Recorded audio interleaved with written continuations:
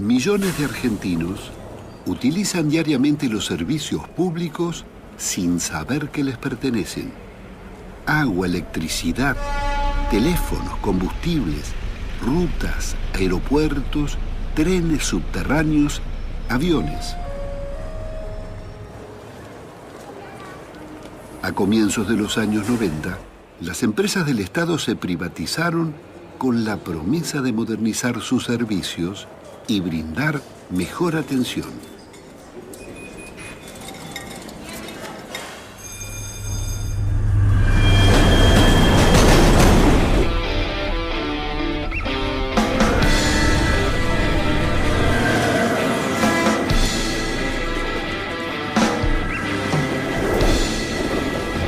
La privatización del transporte terminó en un colapso.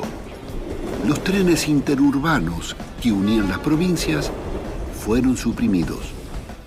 Miles de pueblos quedaron aislados y 1 millón de habitantes emigró hacia las capitales. Hace mal el servicio, como 15 o 20 minutos de demora, es una vergüenza. Veníamos viajados como ganado. Parecemos chancho viajando acá. Sardinas somos acá. Apretado, colgado, pero hay que viajar, no queda otra. Acá no hay seguridad para embarazadas, para personas lisiadas. Tengo miedo de volver ahora, yo no sé si vuelvo. Pierdo presentismo, pierdo premio, nadie da la cara. Necesitamos que haya más frecuencia. Si no se queda el tren o si no te matan acá, te mata el tren. El Estado no puede ser que esté subsidiando a estas empresas para que viajemos de esta manera. Todos los días, todos los días. Para ganar 3 mangos tenemos que viajar como chancho. Ellos después no te devuelven la plata del abono. Porque todos los días anda mal y el empleador no te lo cree que anda mal. ¿A dónde está la guita, loco? ¿Ven que le entiende?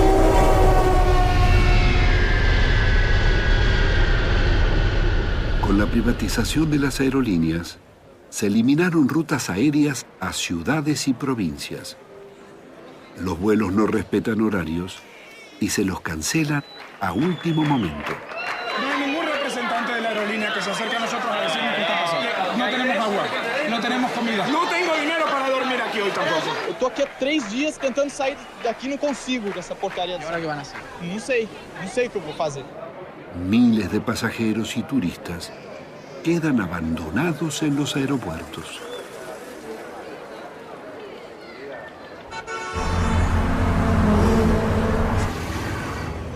Jamás se vivió en el país una crisis semejante. La carga y el traslado de pasajeros pasó al transporte automotor.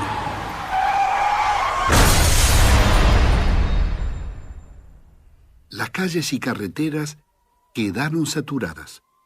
Los accidentes fueron en aumento.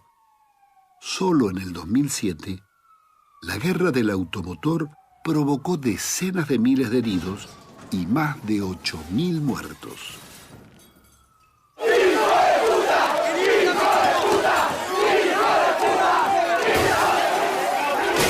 Ante el maltrato y la falta de respuesta de los concesionarios y autoridades a sus quejas, los pasajeros terminaron enfrentando los trenes creyendo que no son suyos.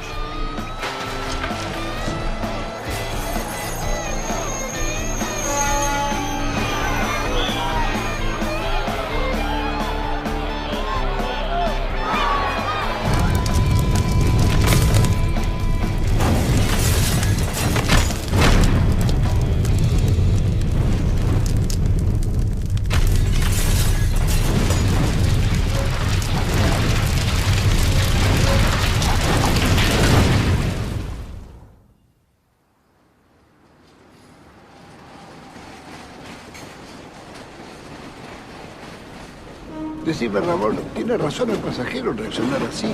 Hay toda una discusión con el pasajero de hacerle entender que esto es nuestro, esto es del Estado, del pueblo, somos dueños. No es de los concesionarios. Los concesionarios se la llevan, nada más.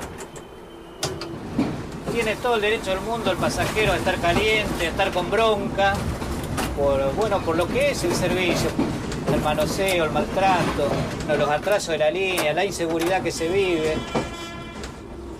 Hoy las estaciones se convirtieron en garitas para vender boletos. Ni en Retiro hay bancos para sentarse, nada. Esto en tiempos de ferrocarriles era impensable. Por eso yo hablo del maltrato permanente y la mala educación hacia el pasajero. Nosotros lo comprendemos porque, bueno, primero que años transportándolo desde la mañana, de las 5 de la mañana, volviendo a su casa a la tarde, donde quiere llegar rápido, donde quiere viajar confortable. Y bueno, todo eso no existe, hoy no existe. No supimos valorar aquello que tuvimos, es algo más profundo que esto que se ha transformado ahora en un mero servicio de transporte como ganado para el pasajero. Esto es un colectivo, básicamente, incluso las normas de seguridad se violan permanentemente.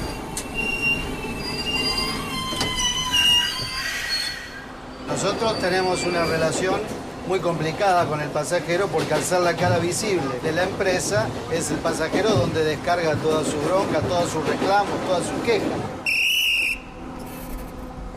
Entonces tenemos una relación compleja, en algunos momentos de gran agresividad.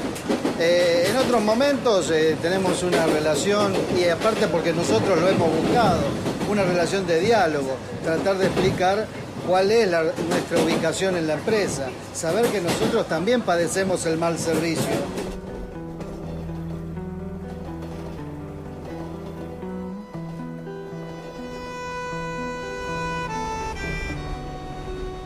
La confusión sobre lo público y lo privado sigue vigente. Los trenes se privatizaron porque daban pérdidas. Pero los servicios públicos están para dar ganancias o para servir a la comunidad. ¿Acaso deben dar renta las escuelas o los hospitales públicos?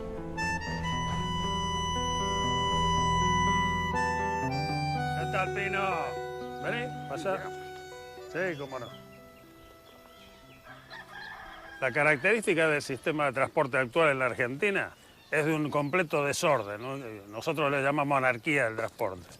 Y solamente beneficia, en general, a los que venden elementos de transporte, a los que construyen rutas y demás. A nosotros nos robaron todo. Teníamos aerolíneas, teníamos la flota fluvial, teníamos la flota mercante de ultramar, teníamos los ferrocarriles como sistema. Bueno, todo eso fue destruido. La sociedad argentina en conjunto gasta el 27% de su riqueza, o sea, el Producto Bruto Interno, para sostener un sistema de transporte altamente ineficiente. El 27%. Lo normal sería entre el 7 y el 9%. Y la sociedad tiene que entender de que esto nos lleva realmente a un desastre. Boquetón, ¿qué haces? ¿Y qué tenés acá, Elido? Pollo, cerdo, ¿qué tenés? No, tenía unos cerditos y una vaca con un ternero, bueno, ya no están más. Y ahora unas pocas gallinas hay ahí en el gallinero. ¿Pero te las comiste todos? Me las comieron. Yo vine a La Plata a estudiar en 1958. ¿Ingeniería ferroviaria? No, era ingeniería mecánica. La ferroviaria era una especialidad después. ¿De dónde eras? ¿De Junín? De Junín, yo soy de Junín. Como Eva Perón. Y pues me quedé acá, me enganché acá. Empecé a trabajar acá en La Plata, en ferrocarril, en los talleres ferroviarios de La Plata. Mirá la estupidez que cometí. Como tenía un tren que me llevaba en 35 minutos de Villa Elisa Constitución, dije, si ahora es así, cuando pasen 10, 15 años, este país se va a ir para arriba y entonces voy a llegar más rápido. Me equivoqué. Me equivoqué. Como tantas otras veces. En Argentina se debe a algunos debates de fondo, ¿no? Es el conocimiento del patrimonio público, lo que los argentinos poseemos y qué podríamos hacer con esas cosas que son de nuestra propiedad. Yo fui profesor varios años. Hago una crítica enorme a la universidad, porque la universidad fue cooptada por la mentalidad esta de los negocios y de preparar semiprofesionales, porque a veces no se llega a eso, tecnicaturas como se llama ahora, para seguir el modelo de saqueo que hay en la economía. Entonces el hecho de que se dé o se corra un glaciar, como en Veladero, Pascualama, se corran glaciares, se envenenen las aguas y demás, y que el gobernador de esa provincia haya sido uno de los autores de la ley de minería, esta piratería que hay en la Argentina, silencia a los grandes medios, silencia a las universidades, silencia a los intelectuales, a todos, ¿no? Entonces no hay debate. La mayor derrota que tuvimos no es la económica, es la cultural. Es decir, no hay pensamiento crítico. El pasajero tiene que sentir de que eso que circula, esos trenes, esos coches, esas locomotoras, esos rieles, son de él, son nuestros. Y es la primer conciencia que se debe tomar. ¿Cuáles son los bienes públicos y los privados? ¿A quién le pertenecen? ¿Al gobierno? ¿A las empresas o a los ciudadanos? ¿Y quién mantiene y administra los servicios públicos?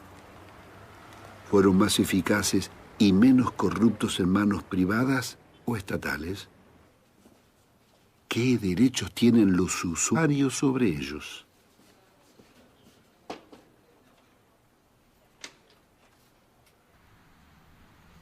¿Qué viene a hacer ONAVE?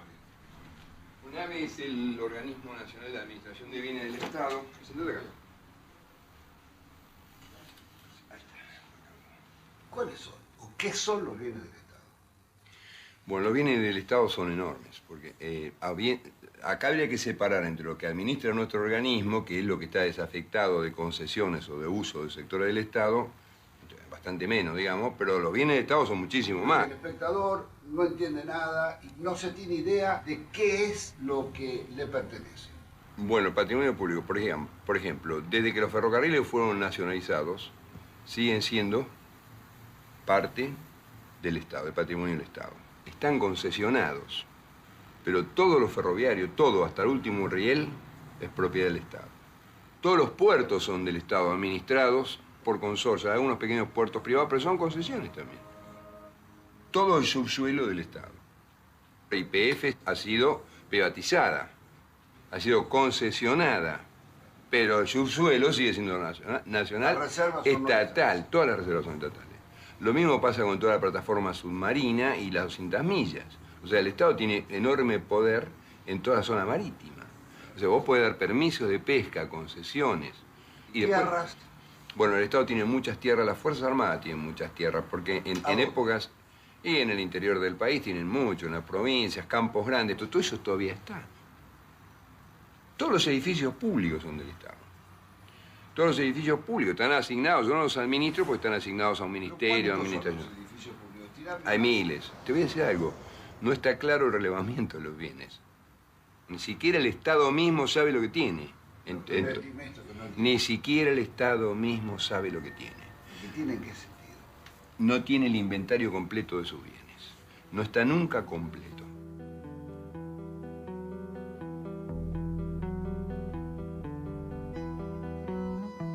El maltratado patrimonio público se conformó con el trabajo y ahorro de generaciones de argentinos. La reducción del Estado y la desinformación fueron las condiciones del despojo. Nadie puede defender lo que no sabe que tiene. Nuestro sistema ferroviario llegó a tener 60.000 propiedades, 220.000 empleados, 37 talleres con miles de máquinas y repuestos, más de 3.000 locomotoras, 60.000 vagones, 1.600 estaciones, cientos de leguas de campos y 44.000 kilómetros de vías, una de las redes más extensas del continente.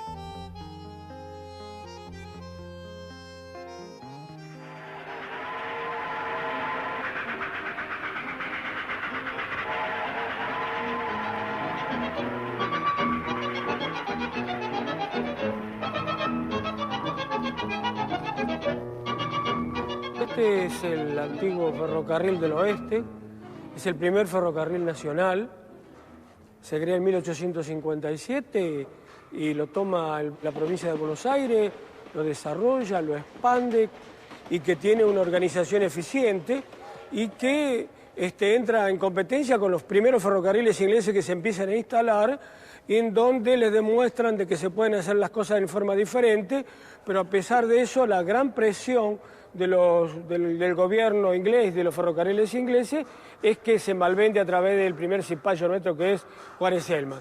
A partir de ahí, los ingleses son monopólicos en el ferrocarril.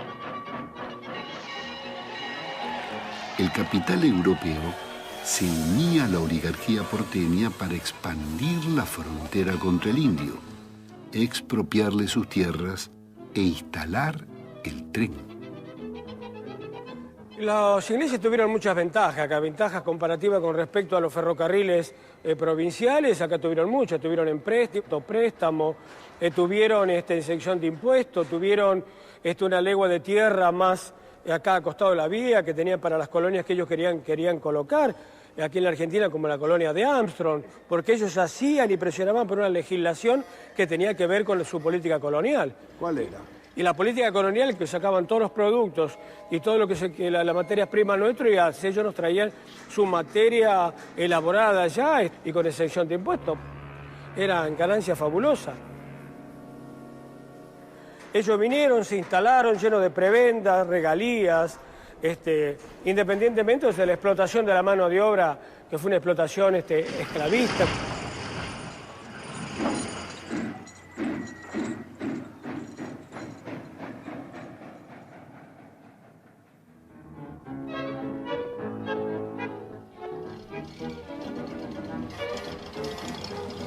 Las compañías inglesas y francesas aportaban su avanzada tecnología y experiencia ferroviaria. En 20 años, los trenes unían Buenos Aires con el centro, oeste y norte del país. Reparando vagones y locomotoras, en los talleres comenzarían a ser una industria nacional.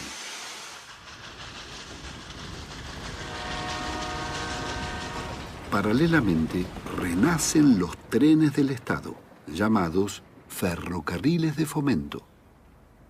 El ferrocarril de fomento es la gran revolución que se produce en materia ferroviaria, porque significa que es el Estado el que puede promover las regiones a través del ferrocarril con tarifas reducidas, que puede favorecer a los productores, que puede ligar a las regiones entre sí y termina con el mito de que son los ingleses los únicos que promovieron los ferrocarriles en Argentina y que promovieron el progreso. Y eso lo demuestra Scalabrini Ortiz. Scalabrini Ortiz da en el clavo por años y por eso sigue hoy tan vigente. Por esta cuestión, dice, el ferrocarril de fomento es el ferrocarril que demuestra que con la inversión del Estado se logra tarifas reducidas, ligar a las regiones entre sí y se avanza en la economía regional, lo que hoy conocemos como el Belgrano Cargas.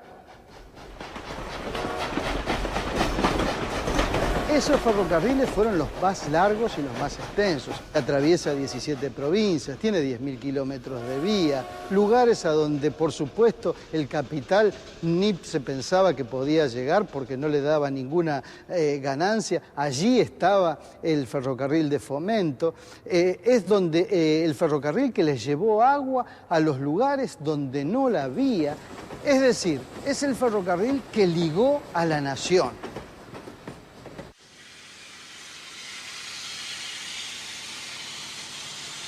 En el imaginario colectivo, la época de los ingleses fue la época de oro del ferrocarril. De la época en que las locomotoras se lustraban, los grandes récords. Fue la época donde se hicieron las grandes construcciones, donde se construyeron los grandes ramales. Lo que la mayoría de la gente no sabe es que esas construcciones se hicieron con garantías del Estado, se hicieron con subsidios, se hicieron con plata de los argentinos. Las grandes obras son, por ejemplo, la estación de Retiro, la estación de La Plata, la estación de Constitución, que se hizo 2 veces. Grandes estaciones, grandes palacios, que muchas veces eran mucho más de lo que necesitábamos en ese momento, que justificaban hacer balances donde se mostraba que perdían plata. Entonces el Estado ponía la diferencia. Todo eso constituye una época donde los argentinos, a través de los ingleses, nos dedicamos a tirar manteca ferroviaria al techo. Eso se mantiene hasta los años 30, cuando sobreviene la crisis del capitalismo, que hace que empiece a decaer el periodo inglés. Con Con el golpe militar del general Uriburu, llega la década infame. Frente a la corrupción, se alza la prédica del grupo Forja. El investigador Raúl Scalabrini Ortiz denuncia los subsidios a las compañías inglesas y plantea la nacionalización de los ferrocarriles.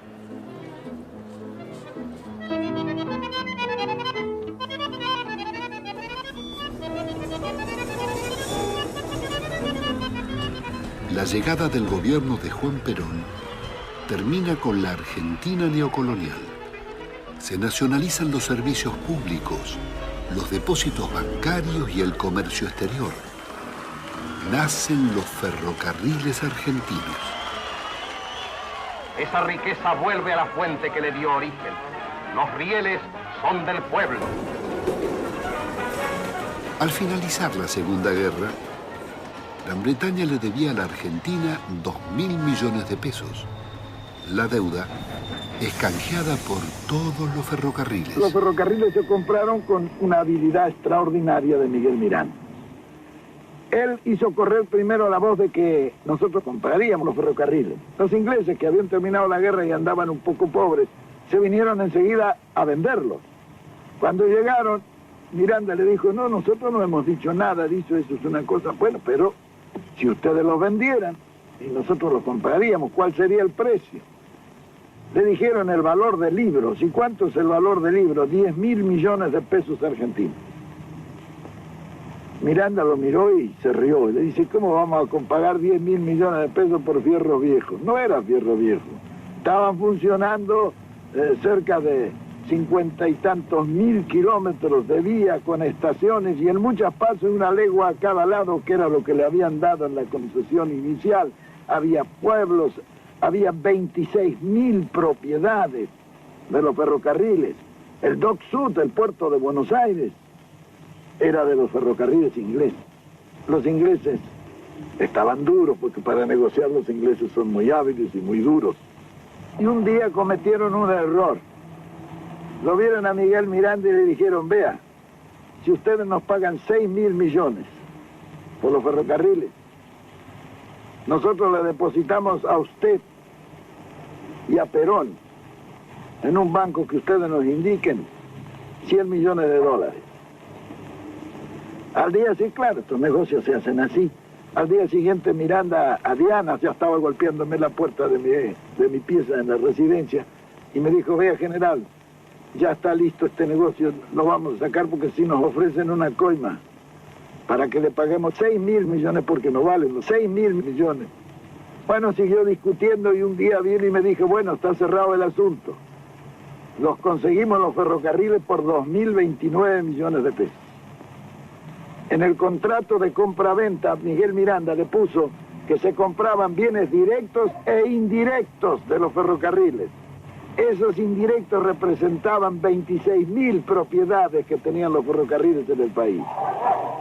Esto no se dieron cuenta los ingleses cuando se hizo el contrato de compra-venta. Por eso Mr. Eddy, cuando se firmó, se desmayó.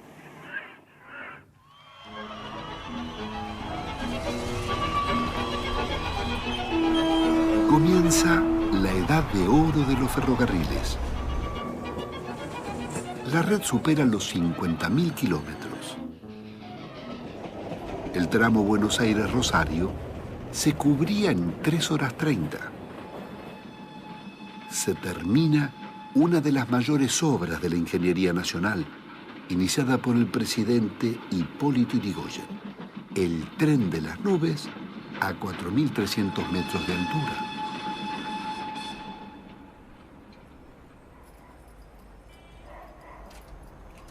Yo vengo del ferrocarril, de los terraplenes, porque mi viejo era un ferroviario nómade y el patio de mi casa era el mismo patio que tenía la estación, junto con todos los ferroviarios, y ahí jugábamos con las locomotoras de verdad. Empiezo a estudiar en la escuela industrial, pero el viejo me saca al año y me manda a la escuela fábrica que había creado Perón, porque necesitaba 1 millón de técnicos para el primer plan quinquenal. Y sin decirme agua, me mande. Yo le pregunto, ¿por qué me sacás de acá? Se había probado. Y me dijo, el general te necesita, y se acabó. Me da la ropa, me da la camisa kaki, me da los zapatos méritos, me da los útiles, me da todo. A partir de ahí empiezo a estudiar y empieza el amor de los materiales. Había que aprender y estudiar el laberinto de los números, porque si nosotros no estudiábamos las matemáticas, jamás íbamos a comprender por qué el metal vuela, por qué el metal flota y por qué el metal se desliza sobre los rieles. El gran mérito del ferrocarril argentino es haber formado las escuelas, que el menemismo fue lo primero que rompió, ¿no es cierto? Tanto la Escuela de Técnicos Ferroviarios como la Escuela de Ingenieros Ferroviarios, ¿no? Entonces nosotros desde nuestro país podíamos generar la mano de obra y la inteligencia para manejar nuestra propia empresa. ¿Qué estás haciendo, Norberto? Estoy trabajando con un protector para una bomba sumergible. Es un equipo que diseñamos nosotros que reemplaza a un equipo comercial que cuesta como 5.000 pesos, con un desarrollo a partir de tecnologías sencillas. La idea con esto es, con tecnología que tenemos disponible, generar soluciones más sencillas, más baratas y que satisfacen nuestro problema. Un poco lo que hacíamos en ferrocarriles.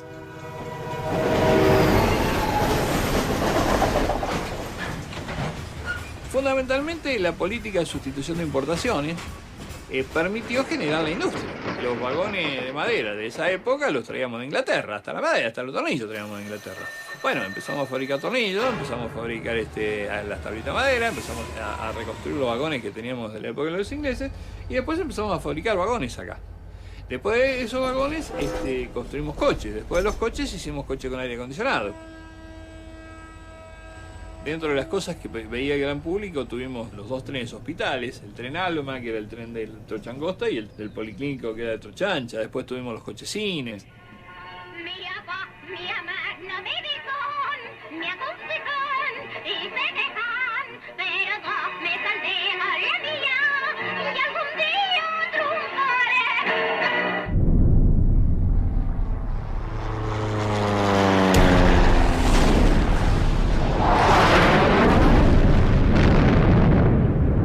El golpe militar de la llamada Revolución Libertadora viene a destruir el modelo de desarrollo autónomo del peronismo. Pone en ejecución el plan económico de Raúl Prebisch y el país ingresa en el Fondo Monetario Internacional y la Junta Interamericana de Defensa.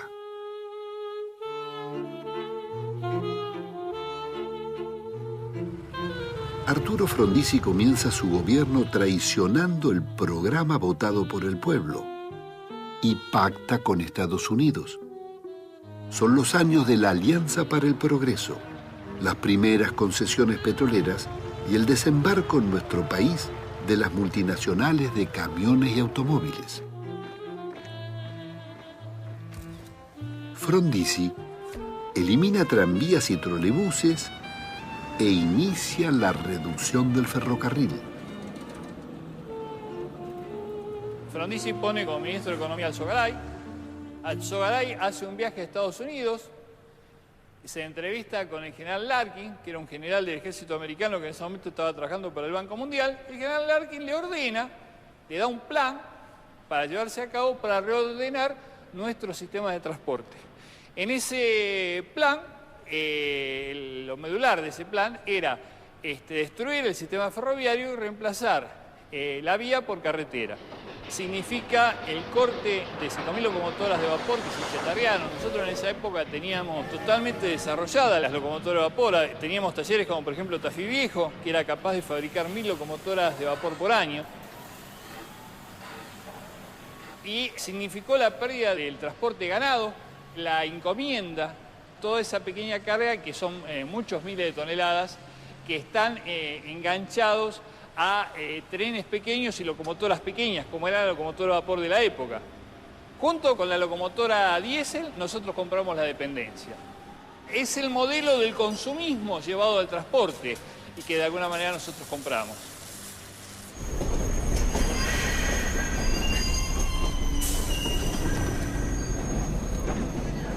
La historia del movimiento obrero ferroviario, ¿qué te puedo decir? Está llena de luchas, de abnegaciones, de resistencia, tenemos mártires, siempre fuimos reprimidos. Aquel que diga que no resistimos, resistimos en todas las épocas, en todos los tiempos, La movilización más fuerte fue el año 58, cuando el gobierno de Frondizi, democrático él, a nosotros nos encarcela dentro del mismo lugar de trabajo, nos pela y nos hacen dormir dentro del vagón. A las 4 de la mañana nos levantamos, tomamos el mate cocido y a laburar, y estábamos custodiados por milicos. Y también quiero decir que fue la gran resistencia nuestra el año 1961, cuando resistimos 42 días de huelga, donde fueron días duros, días de presos, días de encarcelamiento, días donde las mujeres de Laguna Paiva quemaron un tren. Laguna Paiva es una comunidad de identidad ferroviaria, digámosle. Nosotros, tanto abuelos ferroviarios, padres ferroviarios, hijos ferroviarios, en una época fuimos la fiesta nacional del ferroviario. Esta comunidad, en su mejor época, entre todos los servicios, lo que era talleres, almacenes, vía y obra, tráfico, llegó a tener casi 4.000 obreros. Cuando empieza el plan Larkin y Frondizi viene con los despidos, hubo cientos de despidos acá en esta comunidad, ahí es donde la comunidad empieza a defender esto. La aplicación en Laguna Paiva del plan Larkin significaba que 150 compañeros quedaban en forma inmediata cesante. Significaba a la vez el levantamiento de 10.000 kilómetros de ramales. Todo eso nos llevó a iniciar la huelga del 61. Y entonces las mujeres salieron a la vía, colocaron durmientes y tumbaron el primer vagón y lo incendiaron, porque estaba la policía adentro. Por supuesto que no era para quemar a nadie adentro, sino que para intimidar a que la policía pueda huir, porque estaban reprimiendo, tirando desde adentro del vagón tirando a la gente. La actitud de las mujeres fue heroica porque fueron las primeras en salir. Y fueron las primeras en ser reprimidas. Y eso sumó a los hombres a la pelea. Y lo obligó al gobierno a dar marcha atrás.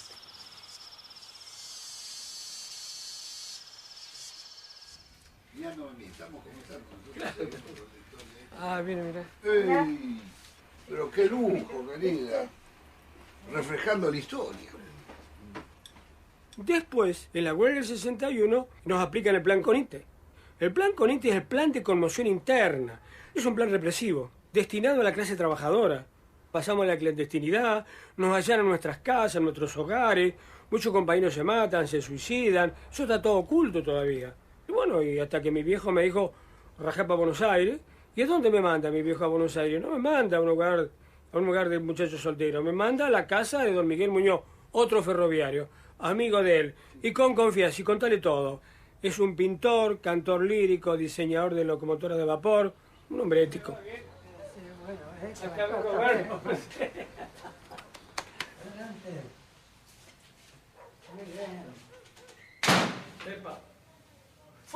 Don Miguel, ¿todavía sigue pintando? Sí, algunas cosas hago, otras no. Esta. Ah, qué bárbaro. El norte. Aquello también es de la Boca. ¿Y este, don Miguel? Este es la inauguración de un horno en Junín, en los talleres de Junín. ¿Ferroviario? De ferroviario, claro. ¿Dónde aprendió a pintar y desde cuándo? Bueno, desde niño, yo la verdad que siempre me gustó la pintura. Siempre pinté desde chico. ¿Qué edad tiene ahora, Miguel? 92. Voy a cumplir en mayo 93. ¿Y sigue pintando? Y ojalá agarre otra vez la pintura porque cuando no pinto me pone mal. Me pone muy mal. Y este es el plano de la locomotora. Esta es la 3500. Yo participé junto con todos los otros, participé y agregamos los elementos más modernos para... ¿Cuántas se hicieron? Se hicieron 5. Y acá está la locomotora terminada, ¿eh? Esta es la locomotora terminada con todo el equipo, desde el ingeniero Lapadula, también está don Miguel en la foto, todos los trabajadores, los obreros. ¿Y hasta cuándo corrieron? Y esta corrieron, yo me acuerdo que las vi hasta en el año 57-58, corriendo con una gran performance de tonelada remolcada. Vino la Revolución Libertadora y la cortó con un soplete.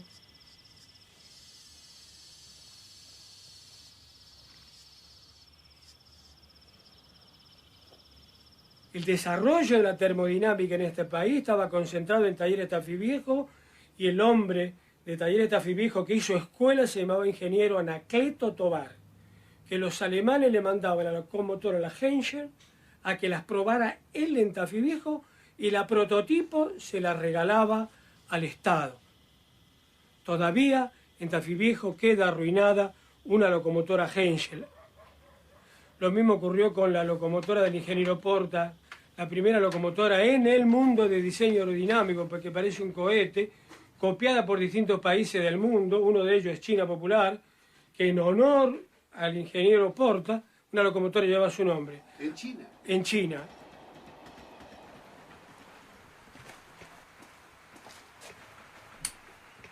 Rosendo, ¿vos conociste al ingeniero Porta? ¿Cómo no? Trabajé 10 años con el ingeniero Porta. Fue uno de mis grandes maestros. Un hombre de una calidad humana excepcional. Un hombre que la dictadura le arrebató una hija.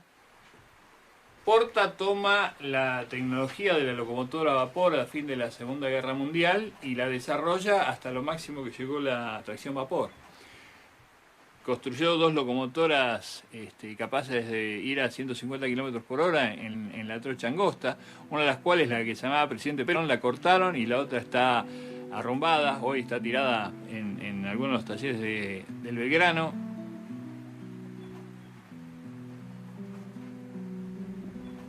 Después estuvo trabajando con los venezolanos y con los cubanos en el tema de utilizar combustibles secundarios, como por ejemplo el bagazo de caña como combustible dentro de las locomotoras. Realmente un genio.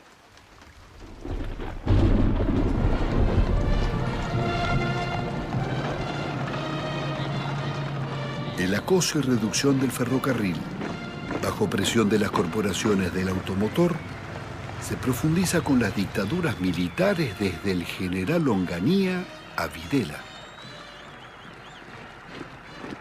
La resistencia ferroviaria a la dictadura genocida se hizo sentir en todo el país. La respuesta fueron secuestros y asesinatos. En Tafí Viejo, la represión de los generales Bussi y Vilas fue despiadada. No hicieron más que sembrar el terror de que no te metas. La gente no quería entrar en nada, no quería saber nada. Hablaban de lucha y para ellos no era nada. Si acá nosotros queríamos convocar para tomar los talleres estos, pero la gente no nos respondió. ¿Por qué? Porque tenían miedo. ¿Cuál era el miedo en esa época de Bussi? De que manden el ejército. A nosotros mismos nos siguieron autos de noche. Como así también podía caer la policía, el que sea, y le metía miedo. Y bueno, que la gente no estaba preparada para eso. ¿Por qué? Porque viene desde un momento de gloria en el país, donde había trabajo, había de todo, y de pronto se empieza a atacar a la gente, a desaparecer, la gente tiene miedo de salir a la calle, y por ende no quiere hablar de nada. Acá desaparecieron 16 muchachos, son más posiblemente de los talleres de Tafí Viejo. En el país hubo 30.000 desaparecidos. Y entre esos 30.000 hay un hermano mío que fue dirigente de base de estos talleres. Y ahora uno entiende por qué era necesario que desaparezca esa gente. Tenían que desaparecer para que se facilite esta entrega, ¿no es cierto? Si hubiese estado esa dirigencia, esos jóvenes mozos, esos jóvenes llenos de sueño.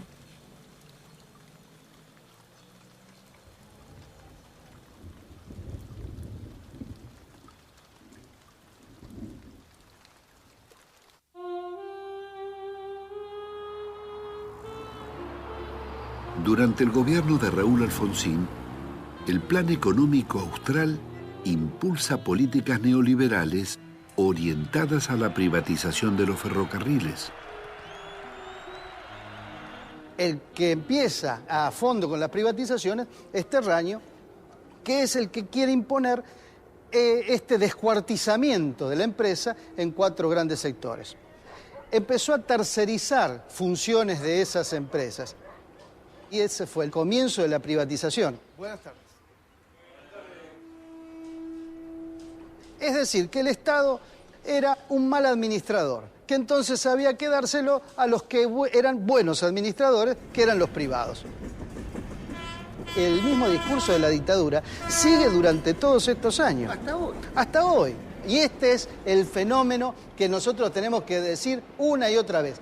Las privatizaciones fueron, son y seguirán siendo un robo. Gobierne quien gobierne.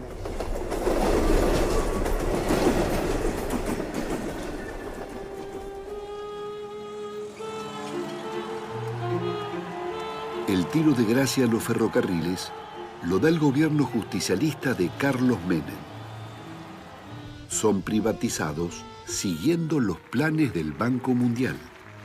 Como las escuelas y los hospitales, los trenes serán transferidos a las provincias. Menem advierte, ramal que para, ramal que cierra. Acá Menem empezó fantástico, los canales de televisión a los privados, la telefónica a los privados. Lo hizo bien, mal no me importa.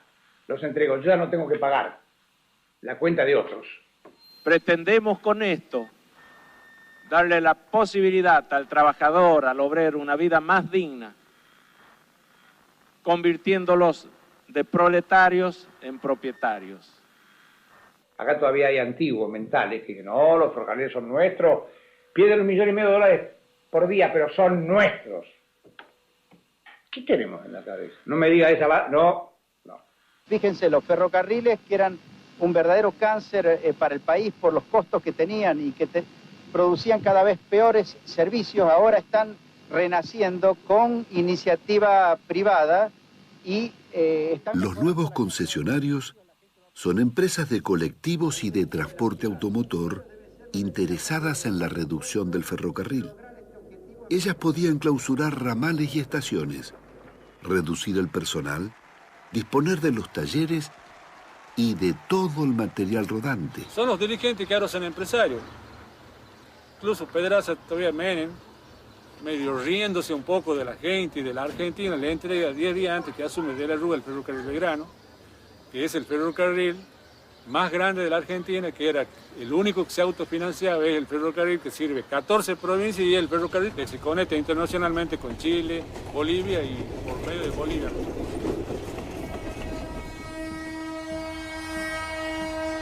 El ferrocarril Belgrano Cargas se entregó al sindicato Unión Ferroviaria, dirigido por José Pedraza. Es un día histórico. Habíamos perdido el rumbo y cuando por ahí un convoy ferroviario pierde el rumbo, descarrila. Y los argentinos habíamos descarrilado durante las últimas épocas. Pedraza había ganado fama como combativo en las huelgas ferroviarias del 60, pero traiciona a los trabajadores y será socio del saqueo. Desde la conducción del gremio, pronto comprendió que en los tiempos por venir, antes que resistir la privatización del tren, era mejor quedarse con él. Maquiavelo, que era un ser muy excepcional, decía que el mal hay que hacerlo todo de golpe. El mal hay que hacerlo todo de golpe. El mal hay que hacerlo todo de golpe.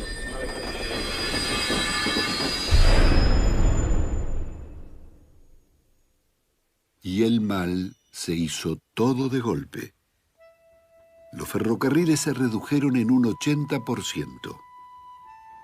Era un ataque a la unidad de la nación.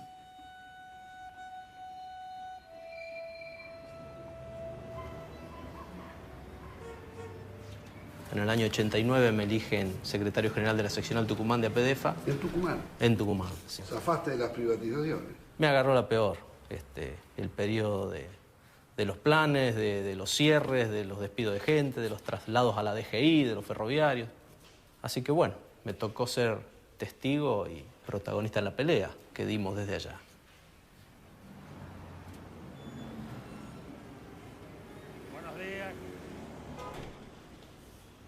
Cuando llegaron las privatizaciones, te ofrecieron la presidencia de Ferrocarriles. No, lo que ofrecieron fue una de las vicepresidencias de Ferrocarril Argentino, pero entendiendo lo que venía y el descuartizamiento de la empresa y acordándome de la ética de Scalabrini, de alguna manera dije que no. Era buen billete. Era mucho billete y yo a muchos compañeros les decía en ese momento, yo me hubiera llenado de plata, ellos no. Así que no acepté. Algunos dicen que nosotros no resistimos las privatizaciones, es un mentís total. Nosotros resistimos con una gran huelga que se originó en 1991, los primeros días de marzo. Una huelga que tiene una particularidad, tiene 45 días de duración y fue dirigida por los jóvenes de la fraternidad, los jóvenes señaleros, contra la burocracia sindical y contra la traición de aquellos que alguna vez tentaron cargo, como por ejemplo Lorenzo Pepe en la huelga del 61, era vicepresidente de la Unión Ferroviaria y él levantaba la mano en la Cámara de Diputados juntamente con Oraldo Brito a favor de las privatizaciones. Mire, acá en esta seccional José León Suárez paramos 22 días. Me acuerdo, no pudimos sostenerla más tiempo porque, bueno, había compañeros que hoy son conducción de la fraternidad y, bueno, apostaban a que la huelga se pinche, aceptaban las condiciones que imponía el menemismo y, bueno... ¿Tenía toda la sociedad en contra o no? En gran parte sí, pero, por ejemplo, acá en José León Suárez caminábamos las calles pidiendo ollas populares, pidiendo comida y los comerciantes y los vecinos nos ayudaban hasta con dinero. Fue una gran resistencia, fue una huelga inédita porque fue encauzada y organizada desde la base misma de los trabajadores. O sea, las directivas nunca apoyaron esas huelgas, por más que hoy lo digan.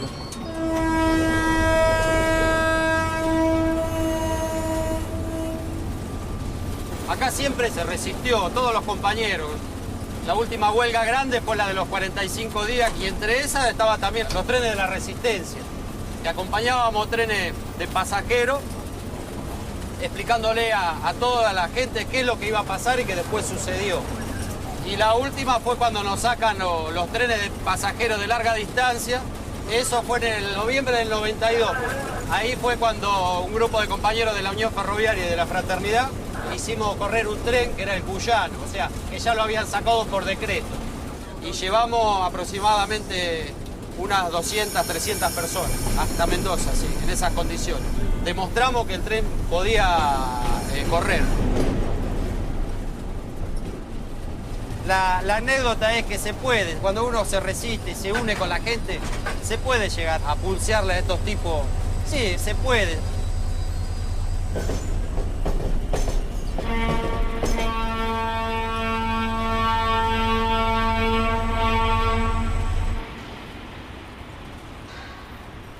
Yo soy Rubén Darío Sobrero, presidente del Cuerpo de Delegados de la línea Sarmiento. Nosotros acá le hemos ganado todas las elecciones a Pedraza. Y la verdad que todas las elecciones que estamos ganando con un porcentaje mayor. En el 95 entré acá, ya en el 96 salí delegado y bueno. ¿Ya estaba Pedraza?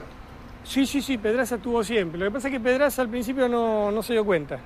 Cuando se dio cuenta era tarde porque ya teníamos todo el cuerpo de delegados.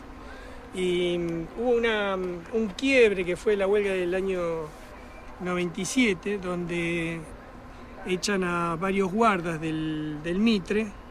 Nosotros acá todavía recién nos estábamos formando y me acuerdo que fue allá, acá un par de metros, 22 tipos, me acuerdo como si fue hoy, nos metimos delante del tren y lo paramos así.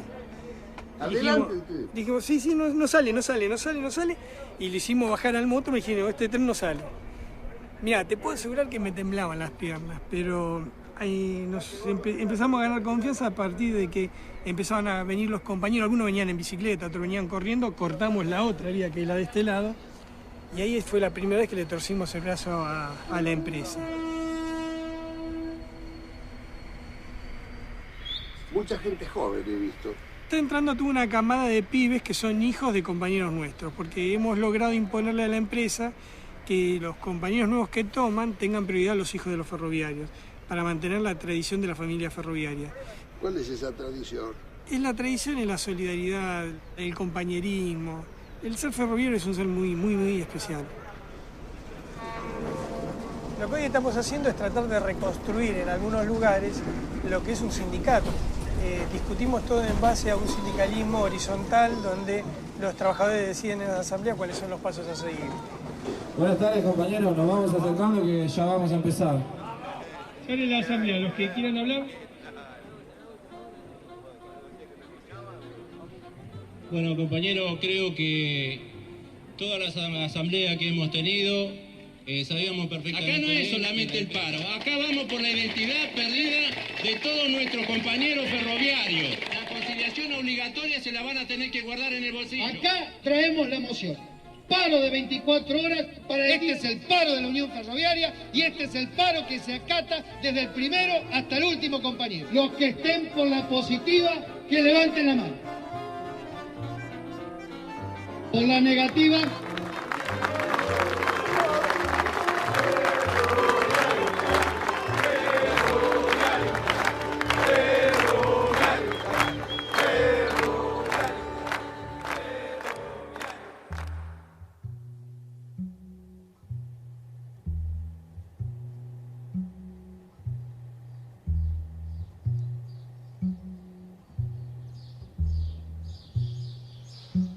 Y la tristeza vino cuando cerraron los ramales.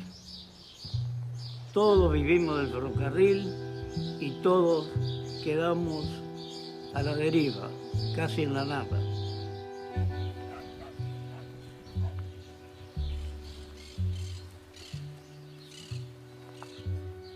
¿Cómo está Patricio, linda? Patricio está muerto. Totalmente muerto. Este pueblo nació y vivió con el ferrocarril. Y murió también. Trasladaron a todo el personal. Mandaban unos listados, en el tanque del agua lo colocaban. Y ahí anunciaban a quiénes trasladaban. Los mandaban al norte, a lugares inhóspitos. Y tuvieron que ir porque de otra forma se quedaban sin trabajo. Fue la separación de la familia. Así que quedaban las casas acá, como están ahora, totalmente abandonadas, venidas abajo. Éramos 6.000 habitantes y ahora apenas llegamos a los 600. Y acá tengo unas fotos de todos los compañeros que trabajaban acá, ferroviarios. Es lo que nos ha quedado. Los recuerdos, simplemente, los recuerdos. Las épocas felices del ferrocarril.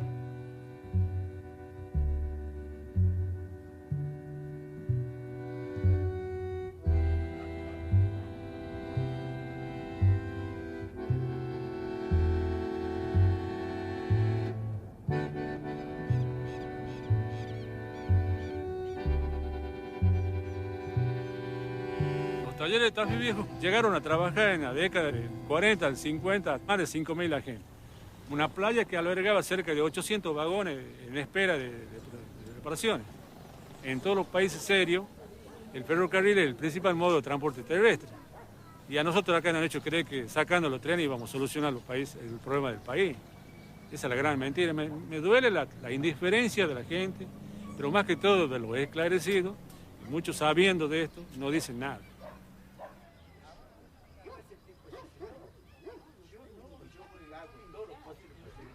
Antes pasaba por esta vía, pasaba el famoso tren Cinta de Plata que unía desde La Quiaca hasta Buenos Aires.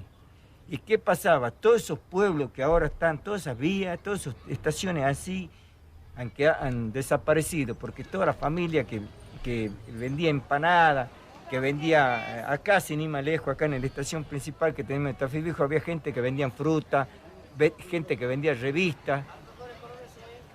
Yo soy docente, pero lo que se perdió aquí al perderse el tren fue el progreso que el tren llevaba de un lugar a otro.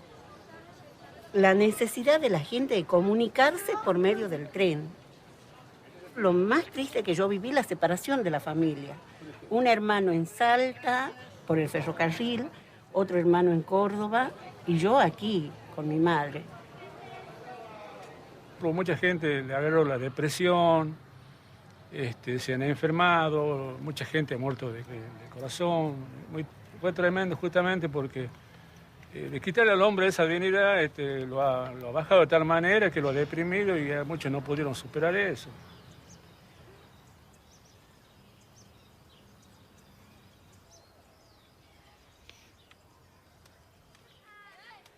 nos queda la ilusión de la escuela técnica, de ver de chicos de 14 años ya a la par de un oficial trabajando con el herrero, el sopletero, el calderero, el fundidor, el carpintero, el hojalatero.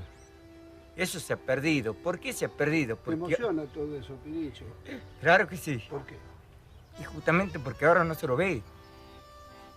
Y bueno, ya lo único que nos queda, los recuerdos.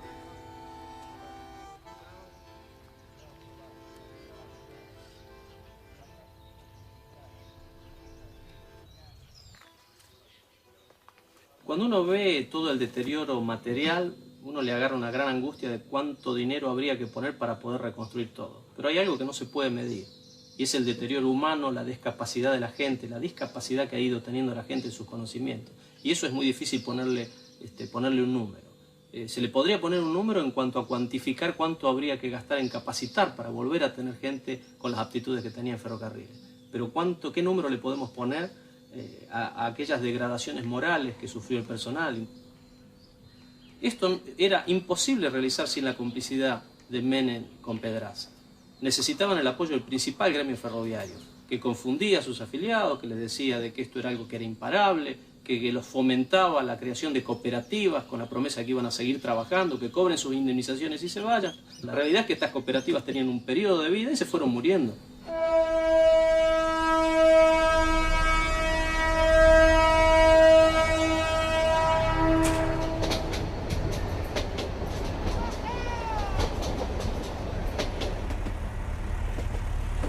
Lo que había era una gran campaña diciéndole a la gente que había que irse con el retiro voluntario, que esto se terminaba, que lo mejor era agarrar la indemnización e irse, y nos empezaron a ofrecer una indemnización extra, que lo llamaban una gratificación. No es fácil llegar todos los días a trabajar y saber que te están diciendo todos los días, mañana te llega el despido, pasado mañana, o esa famosa historia que nos decían, se acabó la plata, ahora les van a pagar con bonos, que los van a ir a cobrar dentro de 10 años. Creo que fue el periodo más difícil, ¿no? Ver cuando los compañeros se iban.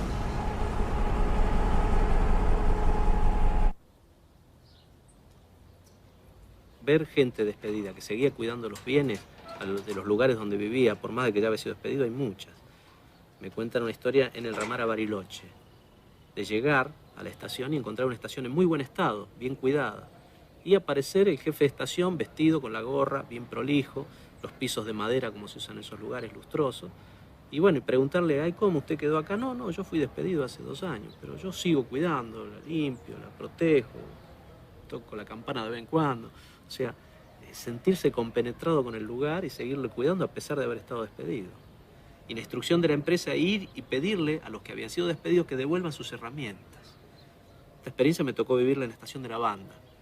Llegamos ahí, cuando llegamos el personal en fila, con sus llaves, abriendo los cofres, vaciando los cofres, sacando su mate, su cosa, sacando un papelito donde estaba el inventario de lo que le habían dado y devolviendo todo. Parecía un ejército derrotado, rindiéndose y entregando las cosas.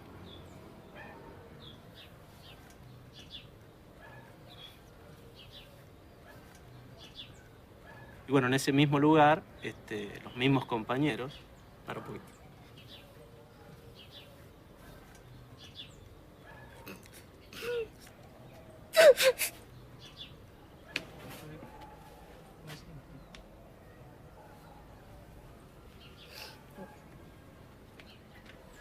Perdón, la verdad.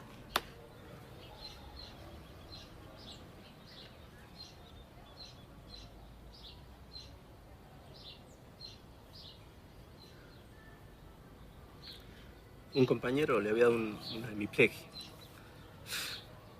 y pidió devolver las cosas.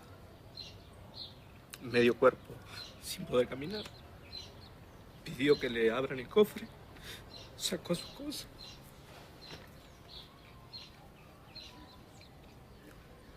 Yo le decía, no devuelva un carajo. Si te echaron a la mierda. Y él quería devolver. Tester, pins.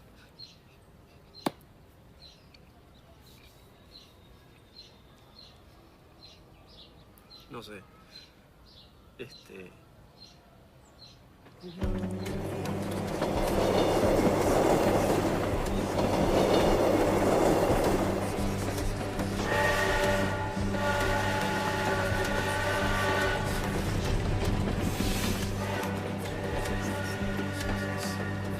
El viento me confió cosas que siempre llevo conmigo, me dijo. Con el último tren, cerraron 800 estaciones convirtiendo a sus pueblos en fantasmas. 400.000 familias, más de 1 millón de personas fueron condenadas a emigrar. Iba cargado de culpa y seguía confesando en su lomo de distancia, no cabalgaba ni un pájaro.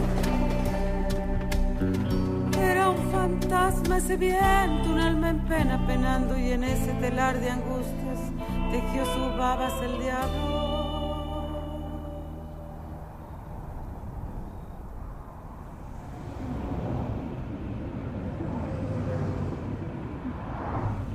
Una de las dificultades que encontré para denunciar el despojo ferroviario es que cuesta creerlo.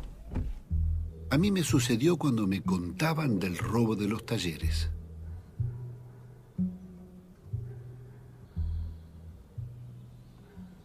Estamos en uno de los 5 talleres en el mundo más modernos para procesar rieles, cambios y cruces y máquinas auxiliares de vía. Los argentinos acá invertimos 250 millones de dólares. Bueno, acá el que se apiadó y le puso una chapa arriba a este torno para que la caída de las palomas no lo afecte, ¿no? Pero el óxido de las bancadas indica el desprecio de los funcionarios públicos responsables de esto. El óxido de todas las bancadas. Toda la merda de paloma que hay acá es un poco la metáfora de lo que nos ha pasado. Nos han cagado, acá está bien clarito. Esto es un robo directamente a la sociedad argentina, esto es así. Esto tiene que tener mantenimiento, venir a apretar el botoncito y empezar a funcionar. Esta es una máquina muy cara y está en este estado. Como esto fue un proceso de saqueo con una fuerza de invasión no disfrazada a lo militar como en la invasión clásica, sino de otra manera, bueno, este es el resultado del abandono. Los trabajadores en determinados días no pudieron entrar más y dejaron muchas de las cosas que estaban haciendo en el estado original.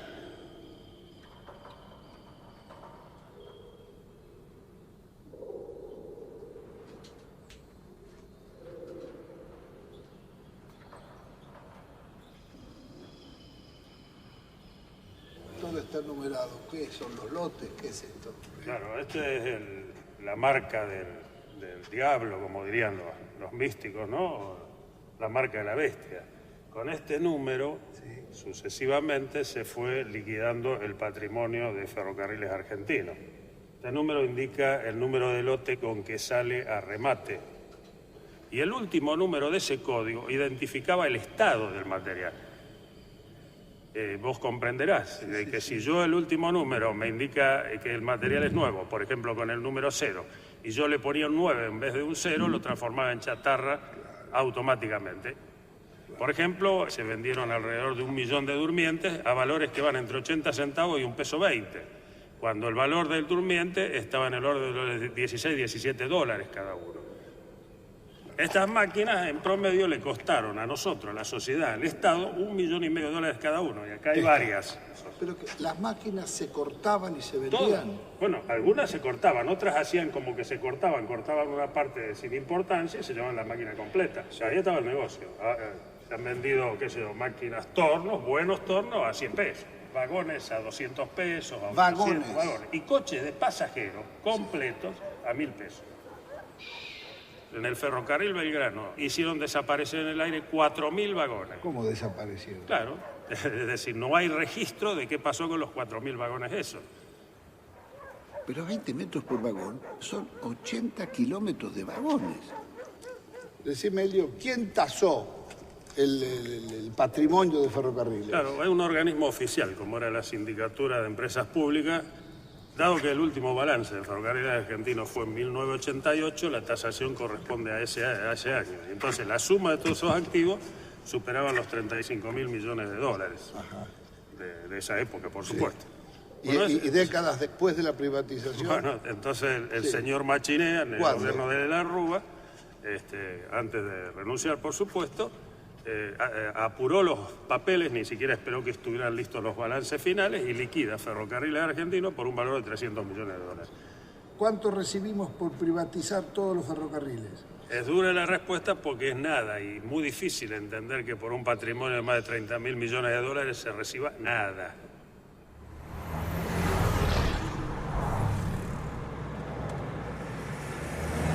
Soy Jorge Rubén Contestí y me dediqué a estudiar básicamente el tema ferroviario.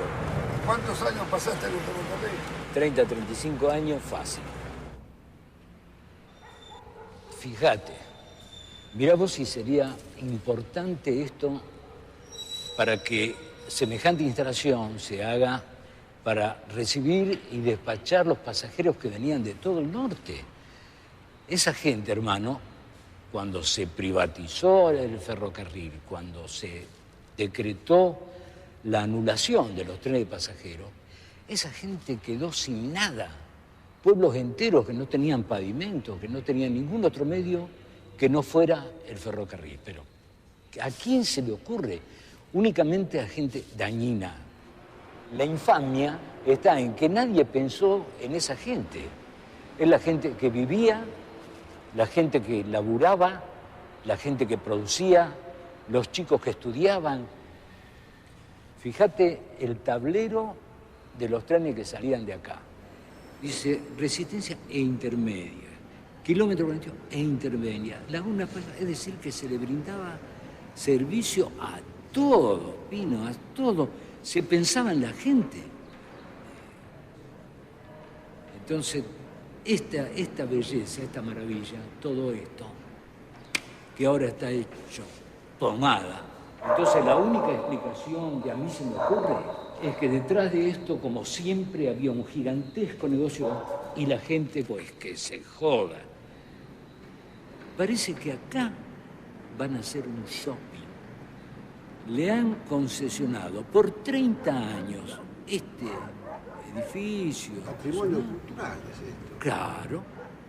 Esta es la demostración cabal de que al gobierno le interesa un pito a la gente del interior. Si verdaderamente hubiese algo de interés, pero no solo el gobierno, los dirigentes políticos, los dirigentes gremiales, ¿dónde están?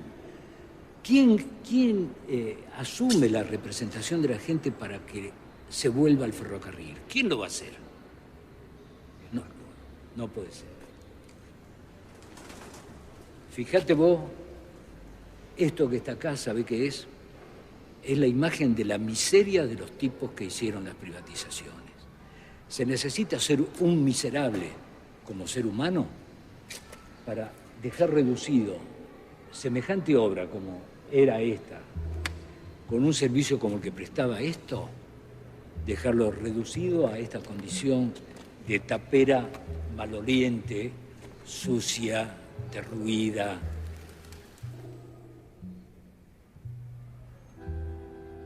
Decidido no recuperar las estaciones ni reconstruir los trenes interurbanos, el gobierno Kirchner comenzó a vender los predios e instalaciones. El negocio inmobiliario acecha las 26 hectáreas del taller de Junín, así como los de Mendoza, Córdoba, Rosario, Tafí y tantos otros. El tema acá, Pino, es en todo lugar que hay terrenos de este estado, quieren hacer siempre un negocio inmobiliario. Entonces, ¿qué corresponde para una sociedad? ¿Que haya un negocio inmobiliario o corresponde por prioridad poner una cuestión de trabajo?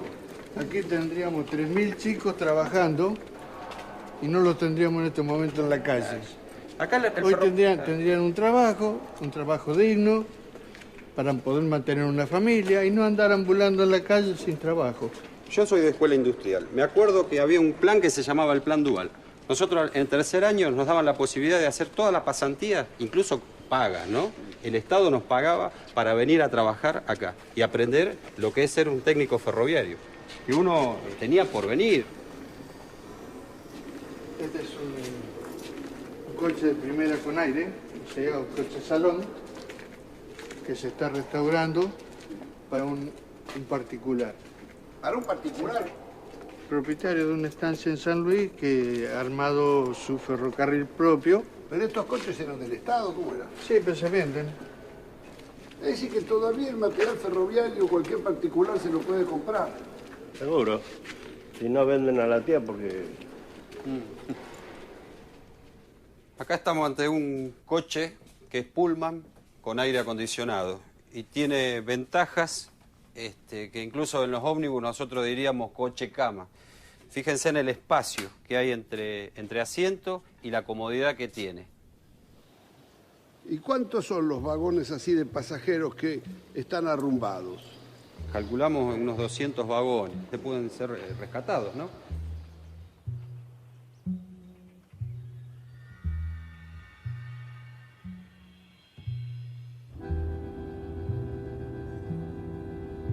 En el taller de Alta Córdoba, concesionado a la Unión Ferroviaria de José Pedraza, ni con autorización de la ONAVE nos dejaron entrar. Descubrimos decenas de locomotoras diésel arrumbadas.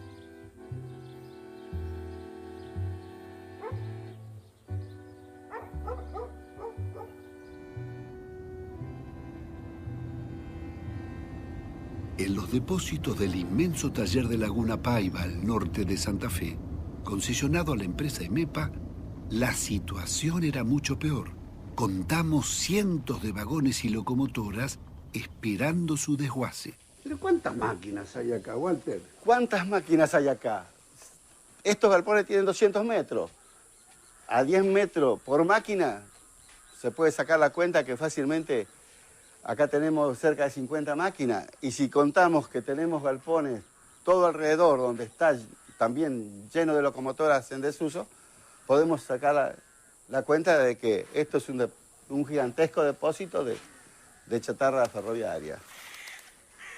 Todo este material está acá, como decía el compañero, para ser chatarreado, para ser enviado a las acerías, donde por lo general nosotros consideramos que es un robo, porque se lleva como material de chatarra y muchas veces material estratégico. Cuando nosotros en esa época denunciábamos todas esas cosas, éramos amenazados, como y muchos compañeros que eran serenos, que nos pasaban los datos, que nos decían, mira, entró un vagón de Palanquilla de talleres nuevo y hoy se lo llevaron como chatarra. Esos serenos eran castigados, eran perseguidos. Son cientos y cientos de camiones que salían con chatarra, pero en el interior se encontraron que había todo acero que podía ser utilizado. Todo este acero, este material es del pueblo argentino. Esto es millones y millones de pesos y miles de horas hombres acumuladas, tiradas a la basura. Todo este saqueo que se cometió, que vos has mostrado, no hubiese sido posible sin la complicidad del sindicalismo, de la Unión Ferroviaria, del Partido Justicialista y de las autoridades locales de ese momento, que cometieron un verdadero ferrocidio.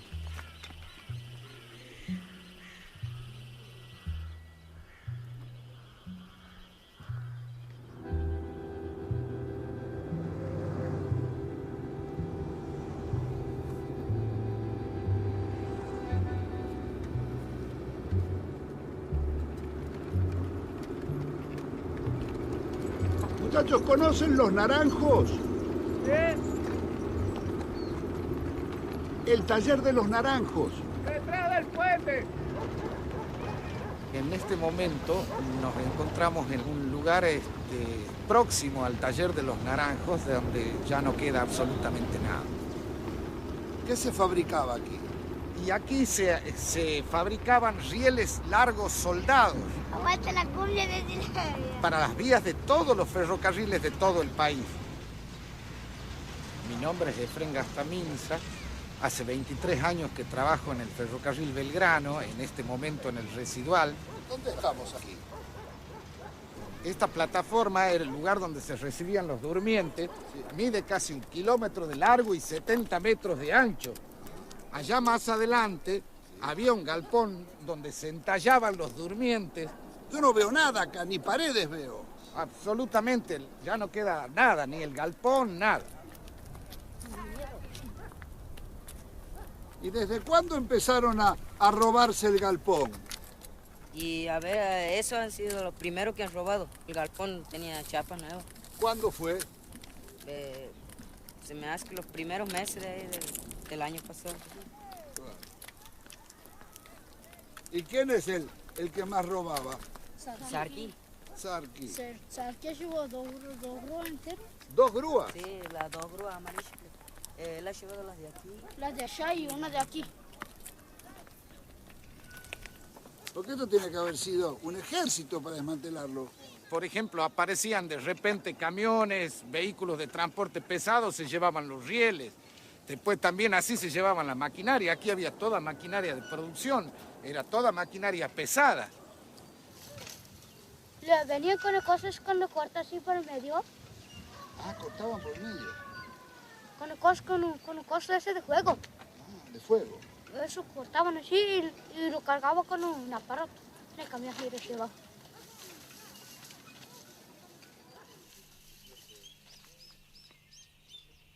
Y yo he visto ahora, porque nosotros hemos salido a la calle y levantamos un par de camiones, a dónde iban, a Altos Hornos que están en Jujuy, a vender material que no los estaban robando ahora, sino que estaba robado, puesto en otro lugar y lo estaban trasladando. Ahí lo pescamos. Nosotros recuperamos miles de toneladas de robo en Córdoba. Caímos en una serie con una investigación del equipo nuestro y había en el cálculo inicial unas 20 y pico de mil toneladas, 20 y pico mil toneladas de hierro. 20.000 toneladas. 20 millones de kilos. ¿Y de dónde venía eso? De robos de los naranjos, probablemente, y varios lugares así, que estaban en esa serie cordobesa. Habían sido trasladados. Se necesitan muchos camiones para llevar eso, ¿eh? Centenares y centenares de camiones han ido caminando eso. Venimos detectando un robo chico y terminamos ahí. Entonces, lo pusimos ahí en el Juzgado 3 Federal de Córdoba. Gente seria. Bueno, la dejaron, le dijimos, dennos el depósito a nosotros. No, porque hay que establecer qué es lo robado y qué es lo que no, a ver qué puede justificar. Hay 8.000 toneladas en este momento. Desaparecieron 15.000 toneladas. ¿Está claro?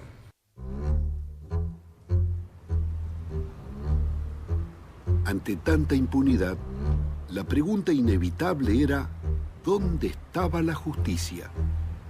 ¿Cómo pudo ser que ningún fiscal o juez federal no hubiera intervenido? Estos interrogantes se los expusimos al Auditor General de la Nación. Doctor Despuy, ¿qué auditorías y denuncias hicieron sobre el saqueo del taller Los Naranjos y tantos otros? Nosotros enviamos todos nuestros expedientes a la justicia. Lo cierto es que probablemente el vegano Cargas sea uno de los ejemplos emblemáticos de lo que ha sido este tipo de despojo, pero no crea que solamente el vegano Cargas. Hemos enviado 27 expedientes de auditoría a una causa concreta que se encuentra en el Juzgado Federal número 6, creo. Yo querría poder presentarme al juez donde le mandé 27 informes de auditoría y decirle, ¿qué pasa con esos informes? ¿No quiere más elementos de prueba? Visitamos al Procurador General de la Nación, doctor Esteban Rigui, jefe de los fiscales del Estado. La auditoría dice que desde el 2002 ha hecho innumerables denuncias, que las ha informado al Parlamento, al Poder Ejecutivo y también a la justicia. Sí, no conozco la causa, ni sé tampoco... No, pero digo, este es uno de los ejemplos. No, está bien, es decir, tengamos en cuenta que la justicia penal, a partir de los años 90, fue diagramada y reestructurada en función de un cambio procesal por el gobierno de Menem. Cuando aquel que debe investigar está contaminado por el nombramiento, es más difícil que investigue a las personas a las cuales le debe estar allí donde está sentado. Claro. Quizás era por eso que el doctor Rigui desconocía muchos de los delitos denunciados por la auditoría, como los cometidos por la Unión Ferroviaria y José Pedraza. Pero su estudio jurídico privado lo había defendido en una de las causas penales iniciadas contra él. Pero ¿cómo explica, doctor, que las causas contra Menem, que destrozó el patrimonio público, sigan encajonadas? Destrozar el patrimonio público puede ser una política perversa que no es delito. Y esto merece sanción social en términos de que nuestra ciudadanía no vote al responsable.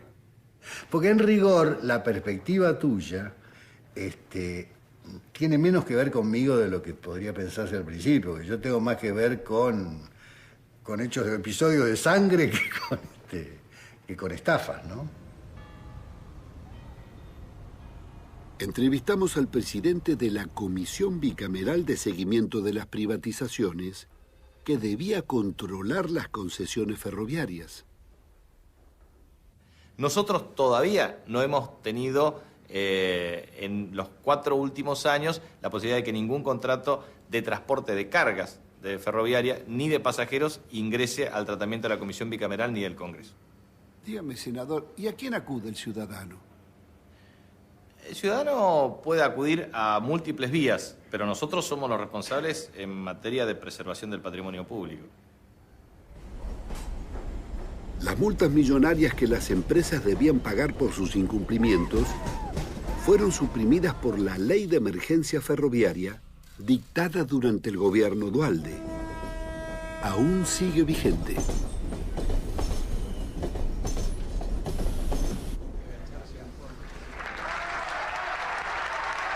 El gobierno de Néstor Kirchner, en lugar de recuperar las empresas privatizadas y los ferrocarriles, les otorgó más beneficios impositivos. Estos ferrocarriles que fueron destruidos conscientemente para destruir la estructuración nacional, entre todos los argentinos los vamos a poner en marcha. La promesa de reactivar Tafí Viejo y los talleres del Estado jamás se concretó. Las multinacionales, petroleras, mineras, bancos y corporaciones nunca recibieron tantos subsidios del gobierno. El modelo kirchnerista es el de la patria subsidiada.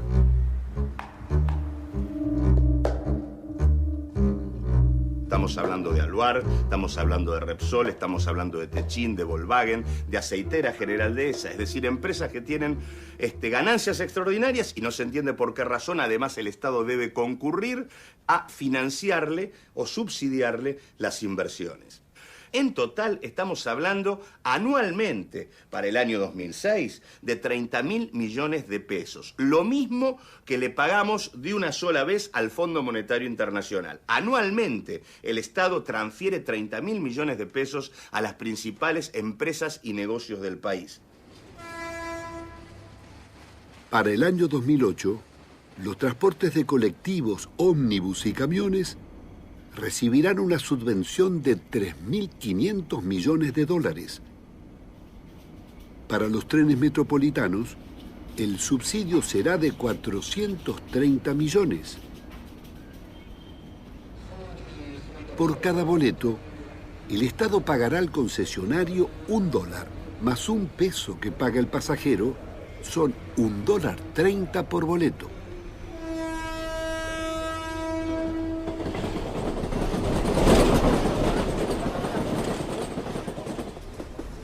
Triángulo. Evidentemente hay un triángulo que es sindicato, Secretaría de Transporte y empresas concesionarias. Creo que conforman un triángulo donde hay complicidades que saltan a la vista. O sea, una gremial que hace oído sordo a los reclamos de las bases de los trabajadores. Una Secretaría de Transporte que sigue otorgando subsidios, Jaime, y una empresa como TVA, digo TVA porque es la que trabajamos, que si se revisa la historia de TVA, de tener 2 líneas de colectivo, hoy tienen un imperio económico y manejan el monopolio del transporte automotor. Los sindicatos porque directamente no se oponen a esta política, porque hoy si los sindicatos paráramos como corresponde, lo que ya se tendría que estar pidiendo es que estas concesionarias se vayan. Vale aclarar que es la misma gremial que estuvo en los años 90 y 91 apoyando el proceso privatizador. Hoy siguen siendo los mismos. ¿Quiénes son? Son, bueno, Omar Maturano, el secretario general, Horacio Caminos, Especial, Luna, que es secretario de Transporte Terrestre, ahora en la Secretaría de Transporte. Acá no nos olvidemos que la empresa dejó en manos de los sindicatos quién quedaba trabajando y quién se iba. O sea, el rol de defensor del dirigente gremial, en este caso directivo, agarró y se lo deja en manos de esta gente. O sea, ellos hacen de policías de la empresa ejecutando a los compañeros.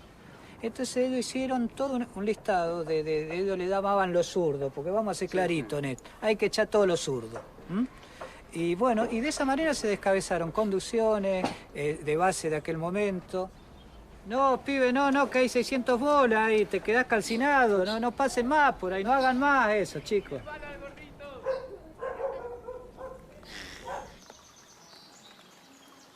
Aniquilados los sectores combativos, las represiones fueron reemplazadas por la corrupción de los dirigentes. Pero entonces, ¿cómo me podés explicar que sigan votando a la misma dirigencia? Te digo, es una relación perversa, ¿no es cierto?, de dependencia, por la cual el tipo sabe que este señor le va a resolver por ahí un problema de comida o de laburo, pero no lo quiere. Sabe que es un corrupto. Saben que es un corrupto. La gente lo tiene perfectamente identificado que es un corrupto. ¿Entendés? Pero lamentablemente la condición de rehén de la gente no le permite pasar a otra instancia, ¿entendés? A la denuncia frontal y todo. Y porque no tiene dónde agarrarse la gente. Exactamente, no tiene dónde agarrarse.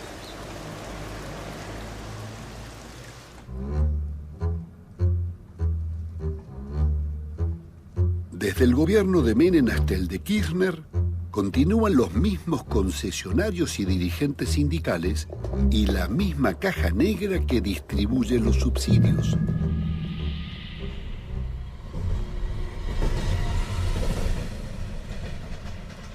Los concesionarios de los trenes interurbanos son Claudio Cirigliano, de TVA, transportista de las líneas de colectivos Plaza, Gabriel Romero y su empresa EMEPA.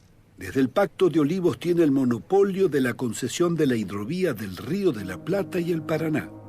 Tomó Ferrovías y es el socio local del Tren Bala.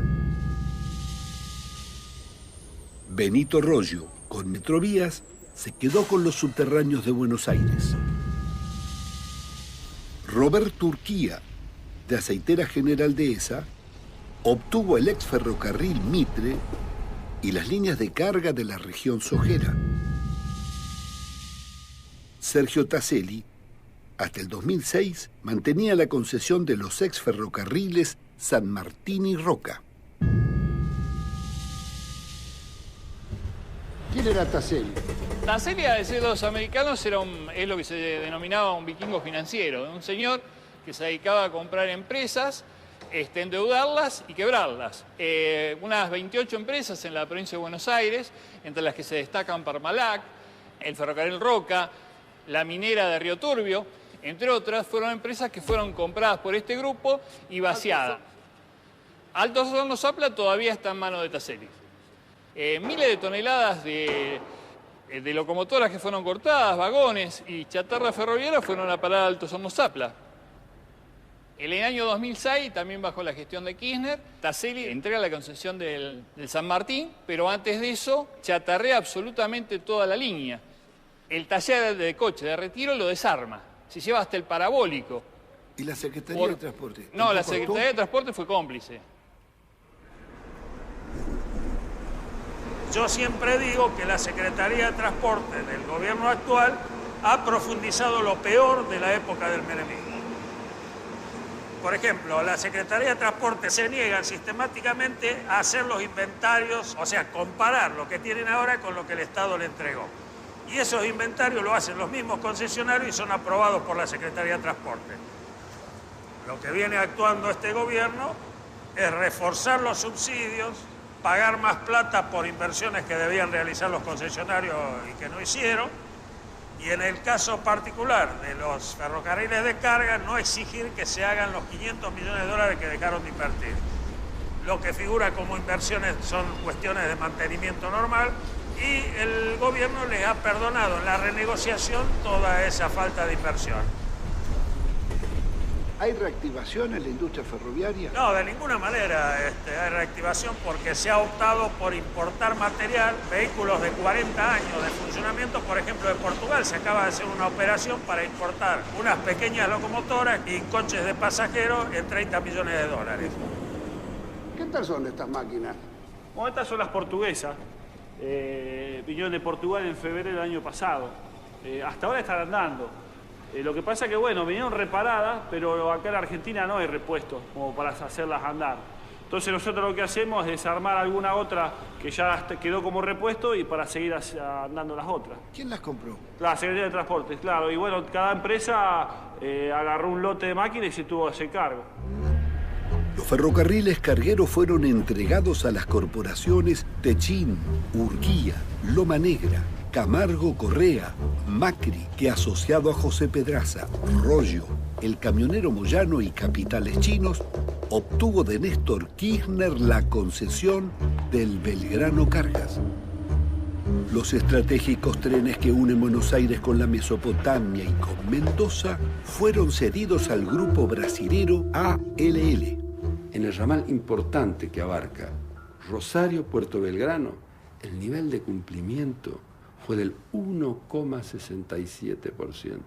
¿De cumplimiento de qué? Cumplimiento de las obligaciones en inversión que tenía que cumplir la empresa. El 1,67%.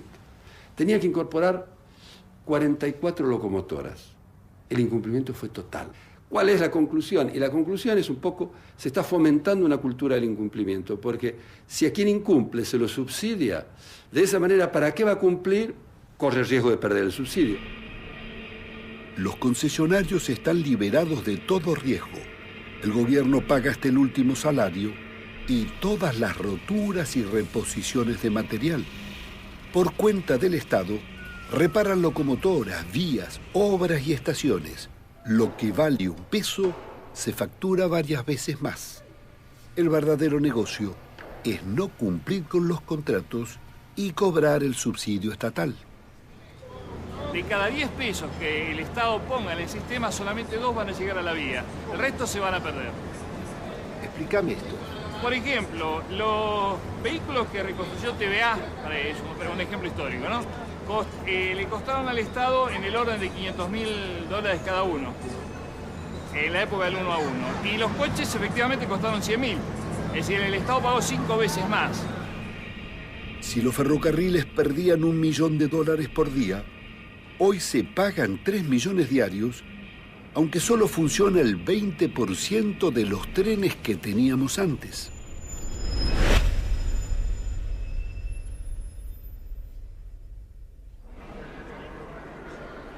El maltrato y el desamparo del pasajero se hizo norma.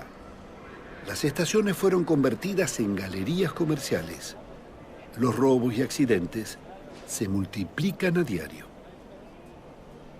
Cuando uno todos los días pone en riesgo su vida para transportarse a su trabajo, a la escuela, lo que está haciendo es vulnerando un derecho humano básico. Todos los transportes públicos masivos en el mundo, casi todos, están subsidiados. Debemos ser el único país que entregamos subsidio para que maltraten al pasajero. Acudimos al encuentro del Procurador del Tesoro de la Nación, que es el jefe de los abogados del Estado. Bueno, me llamo Osvaldo Guglielmino, soy el Procurador del Tesoro de la Nación. El Procurador del Tesoro de la Nación es el abogado del Presidente de la Nación. La pérdida del patrimonio ferroviario son decenas de millones de dólares. Y hay denuncias penales, muchas en estos 10 años, y la justicia no ha actuado. ¿Por qué, doctor? No tengo la menor idea. La pregunta sería, doctor, ¿quién defiende al ciudadano? Mire, tenemos que confiar en que... O mejor dicho, ¿quién defiende el patrimonio público, que es la consecuencia de generaciones de ahorro o de inversión ciudadana. Y bueno, en este caso tiene que haber un control y una sanción eficaz a quienes hayan propiciado este latrocinio que usted me está describiendo. Los talleres ferroviarios fueron saqueados, doctor. Es horrible esto que me está contando. Y muchos de los vagones del Belgrano Carga han aparecido en los países limítrofes. Hay denuncias de todo esto. Y... Es lo que... Pero se está transformando en un diálogo entre dos personas de la calle, porque yo no tuve... usted está más anoticiado que yo de esto. Lo que usted me cuenta es tremendo, ¿no? Yo espero no producir ninguna desazón en el que vea esta filmación a un funcionario con rango de ministro nacional como yo, que se esté asombrando de... Lo que pasa es que lo de los rieles yo no lo sabía, por ejemplo, ¿no? Ante tanto despojo, quisimos saber si había procesados. Visitamos la Fiscalía Nacional de Investigaciones Administrativas y conversamos con el fiscal Manuel Garrido. La función que tiene la Fiscalía es investigar y perseguir los delitos cometidos por los funcionarios públicos, particularmente apuntando a lo que tenga que ver con la corrupción. Digamos, hay una cadena de órganos de control. ¿Hay algún funcionario responsable o condenado por no haber cumplido con sus obligaciones? Responsables hay muchos, condenados ninguno. ¿Cómo es posible que el máximo responsable de esta suerte de desguace, saqueo, que es Carlos Saúl Menem, no se lo haya podido todavía condenar? Y es senador de la Nación. Mire, yo he promovido muchas causas contra el actual senador Menem.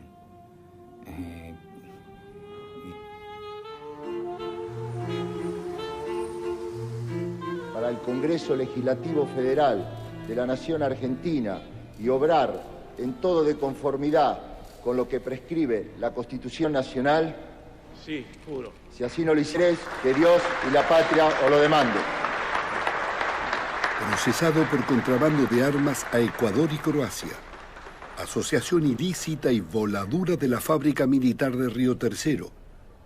Sobreprecio en obras públicas.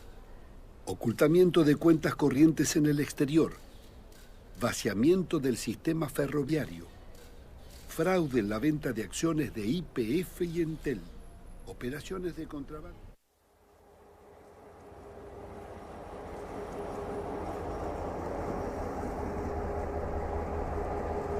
La reconstrucción de los ferrocarriles es una urgencia económica y un cambio cultural.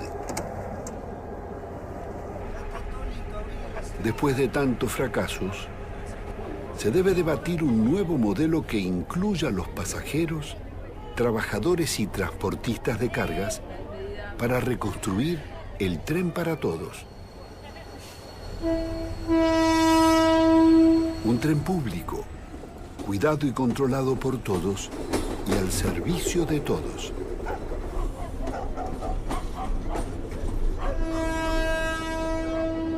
Pero más allá de todo esto, el tren no solamente cumple una función social a nivel de personas que viajan, gente que viaja, se traslada de un lado al otro, sino una función social para las pequeñas economías. Acá, si vos ves, hace años que no se carga cereal en estaciones que antes pedían continuamente vagones. Estamos avanzando por todo lo que es la pampa húmeda, zona toda rica en cereales, imagínate.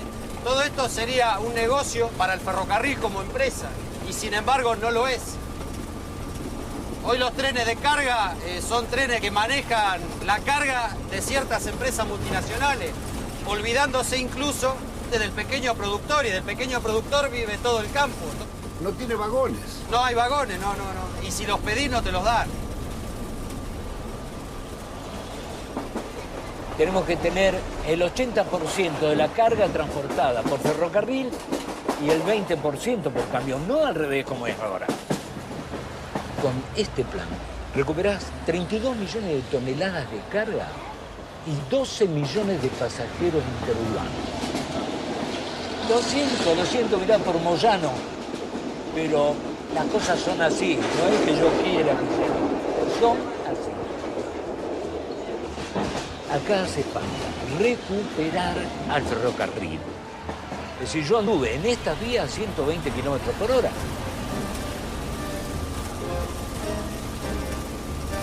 Mirá lo que es esto. Es un laberinto. Y una vía que estaba bien. Pero aparte, acá hace del año 83, 84 que no se hace renovación de vías. Es una patriada lo que nos estamos jugando. Nosotros no creemos, por ejemplo, en el tren bala. Porque teóricamente está demostrado que es un tren que no sirve socialmente. Es un tren de turistas. Como por ejemplo el tren de las nubes. Una persona normal como nosotros, laburante, no puede acceder al tren de las nubes. Se maneja todo en precio dólares porque vienen los turistas. Y Cristina quiere poner un tren bala, mirá esto lo que es. Mirá cómo se mueve esta cotelera y van a poner un tren bala para qué.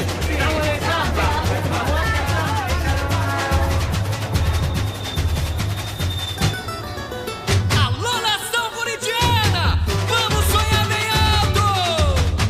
Meu sonho já virou realidade. Eu plantei felicidade nesse chão. Que lindo, 5 deusas encantadas nessa terra abençoada. Eu tenho orgulho de ser gavião. Amor, eu vim te conhecer. Muito prazer. Para financiar el tren bala, que solo servirá a las capas pudientes de Buenos Aires, Rosario y Córdoba, el gobierno endeuda al país por 30 años. 100% de financiamiento y 30 años a pagar en una obra que realmente va a cambiar el perfil de la región en forma absoluta.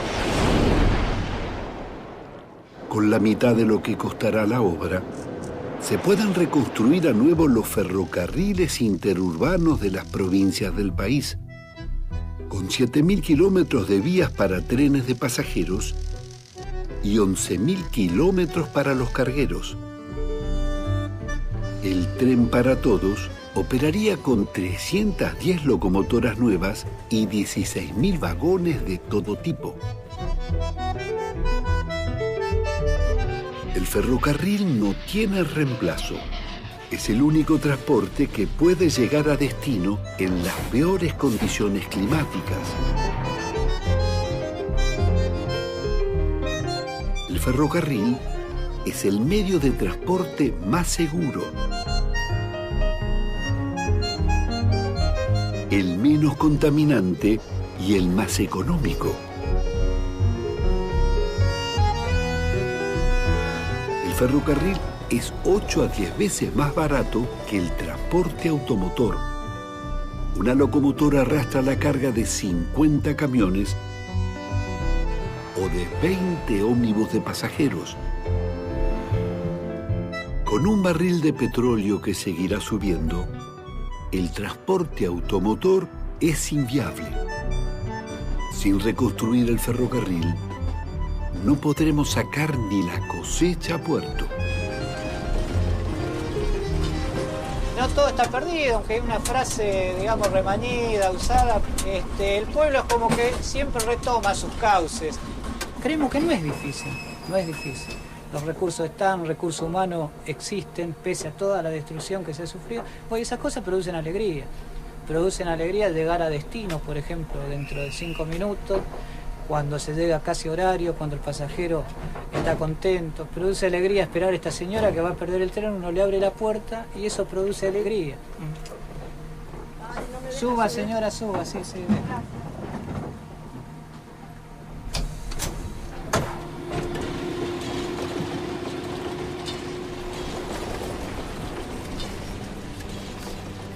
El viento me confió cosas que siempre llevo conmigo. Me dijo que recordaba un barrilete de 3 niños. Que el sauce estaba muy débil, que en realidad él no quiso. Que fue uno de esos días que todo es un estropicio.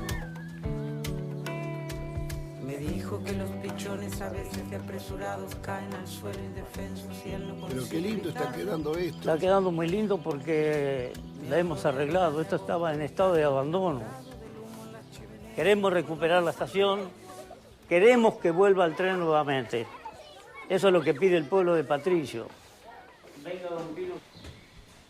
Acá tenemos la oficina del jefe. Si usted hoy ve todo esto acomodado fue porque se acomodó con la ayuda de los chicos de la escuela, pero esto estaba totalmente destruido. Acá faltaron muchísimas cosas, que gracias a la voluntad nuestra y de los vecinos del pueblo, esta oficina está como estaba antes, como la tenía el jefe de estación. ¿Cómo es esto, Cecilia, de la decisión?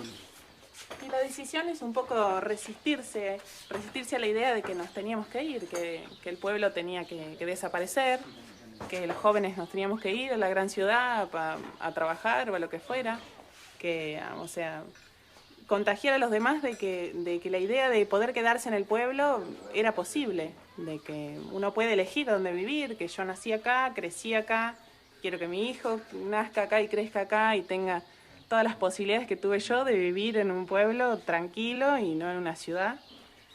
Y bueno, resistirnos a eso, a la desaparición que nos estaban condenando, que empezó porque ya en los mapas casi ni figuramos, porque nos hemos achicado mucho, porque de 6.000 habitantes que éramos, quedamos 600, entonces bueno, eso hace todo que nos achiquemos tanto y bueno, tomamos la decisión de quedarnos.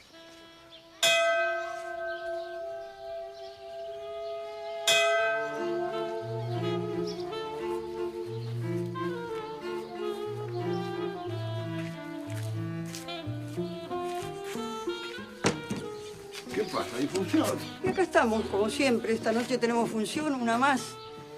Ya empezamos jugando y ya tenemos más de 150. 150 funciones. Lo hacemos acá en Patricio, lo hacemos en los pueblos de los alrededores, donde nos invitan, porque todo el pueblo que ha perdido el tren se ve identificado en esta obra. ¿De dónde es la obra? La obra es de Patricio, ha sido hecha por todos los vecinos, con los recuerdos, las cartas, las fotografías. Y ahí en la obra está eso, la esperanza, el espíritu de resistencia. La idea es que vuelva el tren.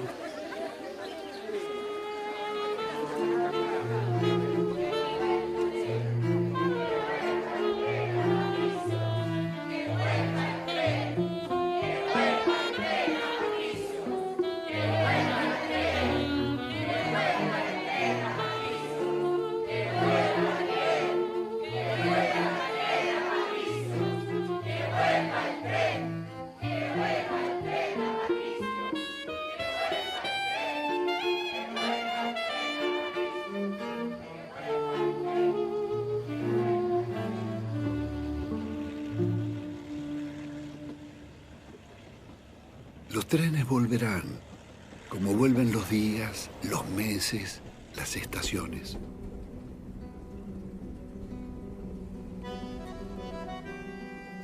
Los trenes volverán para seguir uniendo pueblos, regiones y ciudades. Los trenes volverán, como van y vuelven los pasajeros, las cargas y mensajes. Los trenes volverán con la misma regularidad de los que trabajan, los que estudian, los que viajan.